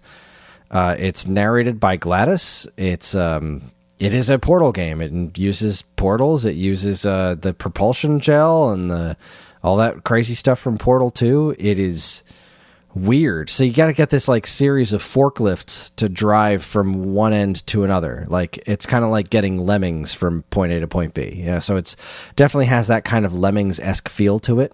And then you have to build a bridge that will successfully get your forklift from point A to point B, and then like things start getting in your way. So at first it's like, well, here's some simple stuff so you can learn how to build bridges and how to make them, support themselves well. But it's all dressed up as like a portal test facility, an aperture science test facility, which is a great way of doing this. But as you get, deeper into the game, you'll start encountering the turrets. Like there'll be a turret there, and if you drive past it, it'll start shooting you until you blow up. You'll start, encountering, acid pools of the green stuff that kills you, and you'll have to start doing things where you'll go in and out of different colored portals. Instead of going in blue and coming out orange, they've since there will be several sets of portals going active at the same time, they color code them as in like, blue goes to blue, orange goes to orange, purple goes to purple, green goes to green, that kind of stuff, because they'll start getting that complicated where there's just like a bunch of different sets of portals going on at the same time that you have to keep track of because you'll have to get your forklift through it. What's super weird is that it doesn't do a great job of telling you this at first. Like at first you have to do it with one. So you have to survive with one forklift, and then after you do the one, you have the option of doing a convoy, which will get you more points, or like a second version of completing the level. And that means that like there'll be 5 or 10 or whatever of the forklifts, and whatever you built has to survive the weight of that as well. So like you could easily do a level with the one and be like, all right, I figured it out, but then you'll turn on the convoy and you'll realize that, oh crap, these guys are going so fast that they're flying through the air and hitting one another, and then they're all landing on this bridge, which is putting too much weight on that brace, which is breaking, and then the bridge is collapsing, and then everybody dies. Because the forklifts all have these little like stick figure guys on them that will frequently die, like the Lemmings in the Lemmings games. It's brilliant. It is definitely a Portal offshoot, but the flavor of Portal and the puzzle solving element of it feels like a Portal game, which is super cool. That's awesome. And what's his Gabe Newell? That's the Valve guy. Yeah. Right. He just announced that they are diving back in to active game development. Because they've really been focused on a very few things over the last several years. And I'm going to hold out hope, man. I'm going to hold out hope that Portal 3 is among them. I'm going to hold out hope for all of our friends and listeners who are into Half-Life. I mean, you and I are not huge Half-Life people, but have Portal 3. Like, let's make it happen. I mean, this game kind of came out of nowhere. Yeah. You know? This was like, there's a new Portal thing, and it's... Yeah. And granted, it wasn't like, made by Valve. It wasn't like made by them. They let them use this stuff, and I'm glad they did, because it has the same spirit of that. But like, Portal, I just realized, I just assumed that it was available on the newer platforms, but no, Portal and Portal 2 aren't on PS4 and Xbox One, which is absurd. I am 100% positive. I would be willing to make $1 bet, that is how positive I am, that you will be able to purchase Portal 1 and Portal 2 when you are able to purchase the collection that also includes Portal 3. That would be one way to do it. I honestly, I would love to replay Portal 1 and 2 on my Switch. I think that would be perfect for that. I think they would too. There is no way. Look, Valve really likes money. They do. They really like money, like to an absurd extent. Like, I know all corporations are trying to make money, but like Valve really likes money. So Portal 3 will happen. I am sure that it will happen. Fingers crossed. I want Portal on the moon. But how soon that'll be, I don't know, but I mean, how much money would that, like, for real? How much money remasters are the flavor of the time right now. There's a handful of great new games coming out, but like, I know the Switch gets a lot of flack for like re-releases and ports, but that's everywhere. Like, oh yeah, some of the biggest games that they're like, oh, the Crash Insane trilogy is coming out on Switch. Well, that was Activision's biggest game last year. Was the Crash Insane trilogy. So yeah, it's a port of a bunch of ports, but that's what it was when it first came out too. So like, and that's okay. Like, that's great. I like that the systems that are out now, there's an environment where people want to play the games, and having them consistently being re-released, these good games that are just consistent, like, these games are always going to be good. So the fact that the Portal games haven't been re-released on this current generation of hardware is insane, because they're some of the best games ever made. They hold up 100%. They do. And this bridge constructor, I mean, that's kind of the wonderful thing about puzzle games. Yeah. We're not talking. We're not talking. Things. Yeah. They work well enough with the first person controls were mastered well enough then, and it still holds up. It's perfect. And Bridge Constructor Portal really fits in there. It deserves to be to have that Portal name attached to it. So if you like Portal and Portal 2, get this game. I think it's on all the platforms. It is. Yeah, it's on everything. Yeah. Get it. No matter what you do, even if you think it's just some weird little offshoot, this game has the soul of Portal. I promise you, it does. So if you're this game into is for Portal, you. give this. It's for you. Give it a try. It's freaking great. Whew, we did it. Yay, technical difficulties delaying things by 45 minutes. Seriously, this wouldn't have been it wouldn't feel like a super long show if this actually would have been we would be wrapping up pretty close to on time if weren't for the technical difficulties. All right, so that's our show. Thank you very much for listening. Join us next week when we talk about the second half of the games that we've been playing. Second half. Now, we mentioned this a while ago, and I think we're just going to follow through with it. We're either going to do that or talk about the Nintendo Direct, but I think we want to take our time appreciating the glory that is Data East. because it came up in conversation, and we like Data East, and we want to talk about Data East games. So I'm really next excited week, about that. we're just going to talk about Data East games. I promise we won't dedicate too much time to how much we hate Karnov, because that game sucked. Once again, you can get in touch with us at mail@geekade.com, as well as all flavors of social media that we inhabit. You can like us on Facebook, find us on Instagram at Geekade, subscribe to our YouTube and Twitch channels for all our latest video content, and follow us on Twitter at _Geekade. You can also find us individually on Twitter. I'm at Geekade Kris, that's Geekade Kris, and Dan, where can people find you? At Real Donald Trump. No, that's not me. At Geekade Dan. Yeah, send awful, hateful things. No, I'm just kidding. Don't do that either. Terrible. If you're Are we interested, supposed to encourage that? I don't know. I really don't. I don't. At Not Real Mike Pence. That's going to be my new Twitter handle. At Not Real. That's probably already taken. By me. By you. geekade.com. If you're interested in more information about anything we discussed here tonight, be sure to check out our show notes. And while you're at it, you can also subscribe to this and any of our other wonderful podcasts on iTunes or Stitcher, where if you're super nice, you can leave us a review, because any and all feedback is welcome and appreciated.